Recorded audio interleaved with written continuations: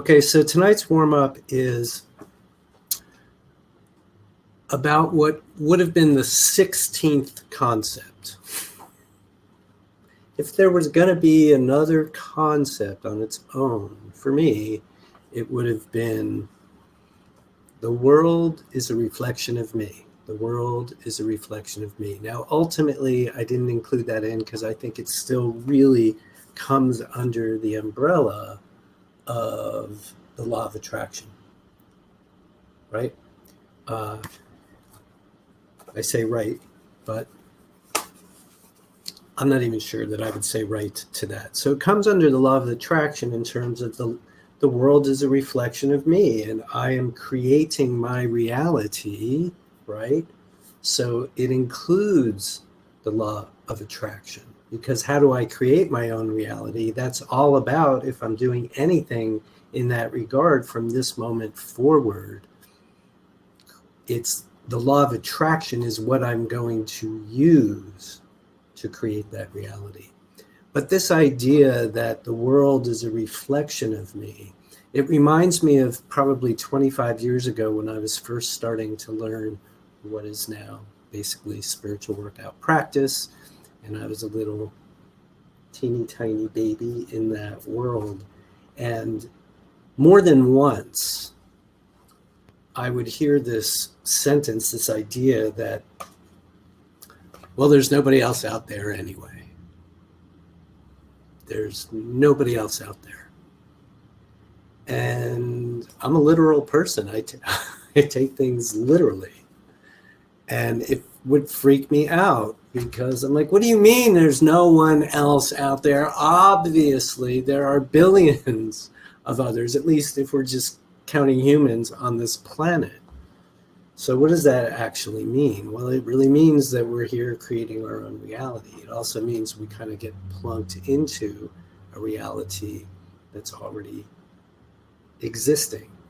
Spiritual being, getting born on purpose, for a purpose, right? So did we consciously create that? No, it was created and we decided to dive into it. And what we're doing here is just saying, hey, there's some of this whole game of being a human that invites us to actively participate in our human life experience. And the more we do that, and the more we get used to engaging law of attraction to create from this day forward, the more we get used to the idea that we really do have quite a say in how we experience our lives here as spiritual beings, having our human experiences. There's nobody else out there. There's nobody else out there. So what I'm seeing in another person is really still just a reflection of me. And it's not objective. It could be, but she has brown hair. Okay, everybody might agree to that. But it's the next layer of the interpretations that we make. And again, the idea is that there's nobody else out there. The world is a reflection of me. There's no objective truth in terms of what somebody sees in me. You're an asshole. Okay. I'm an asshole, I guess. Somebody else, that's what they're seeing, right? So something about what I'm doing is engendering that in them. I think I'm just living my life. And so the world reflected asshole back to that person. But it really has nothing to do with me. The next person walking by might have engendered that same thing. Somebody else walking by and seeing me might not agree that I'm an asshole. So what's the truth? There is no truth. There's just us creating our own reality. The world is a reflection of me. Another way to say that is, and this is what I love about spiritual workout, that we're not making things up. We're using ideas that have existed for a very long time. So we don't see things as they are, we see them as we are. We don't see things as they are, we see them as we are. Now, if you were to Google that sentence right now or seek to find out who said that, I think the number one return on that is Anaïs Nin, French woman.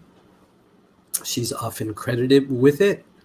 I'm a Jewish boy growing up in New Jersey with 9 years of Hebrew school under my belt. I learned a long time ago that actually came from the Talmud, which is commentary on the Torah, which is the Jewish Bible.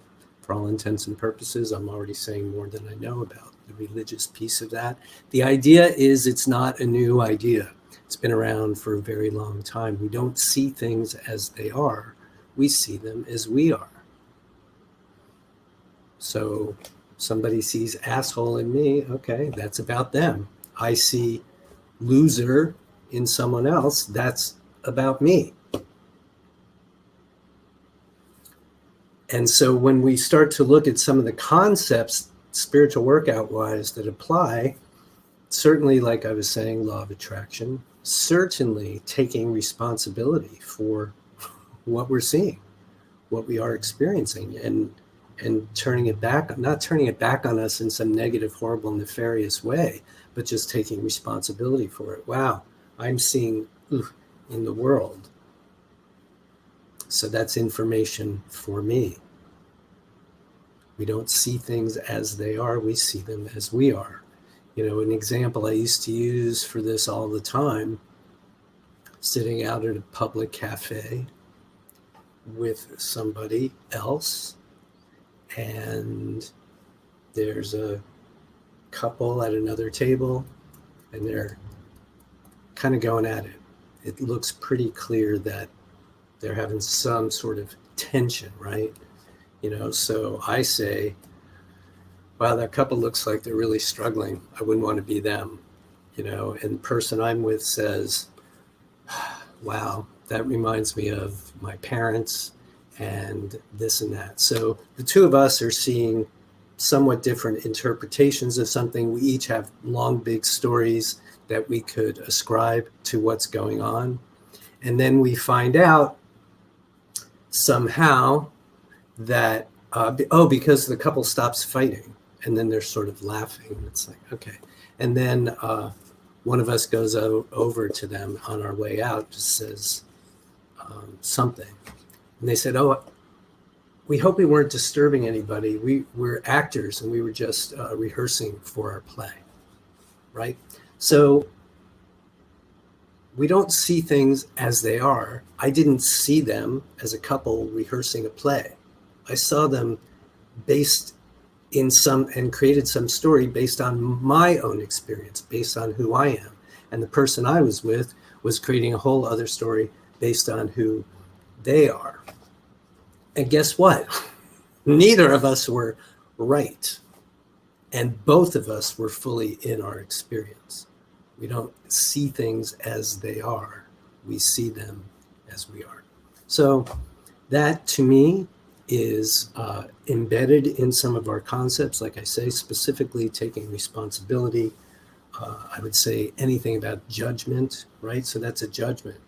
They are having some, whatever it is I'm seeing, that's my opinion, that's my thought, right? So that's my judgment. So judgment comes into play. So I didn't feel like it needed to be its own concept because it's sort of embedded. But I think as an idea, as a concept, that it's really valuable for us in our everyday lives to remember we don't see things as they are. We see them as we are. The world is a reflection